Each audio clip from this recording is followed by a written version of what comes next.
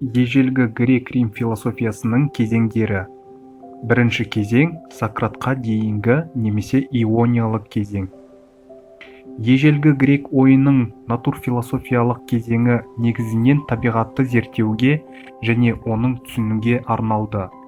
Сонымен қатар ерекше қасиет шындықты рационалды түрде түсіндіру болды. Сондықтан көптеген мәдениет тарихшылары ежелгі грек рационализмін философиялық ойлаудың алғашқы формасы деп санайды. Бұл кезеңдегі натурфилософтар табиғаттан оның бастауын немесе архе іздеді.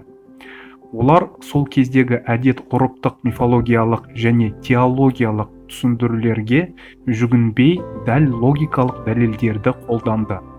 Ежелгі гректердің көпшілігі көптеген құдайларға сенетініне қарамастан, сол күндердің өзінде-ақ ежелгі политеизмді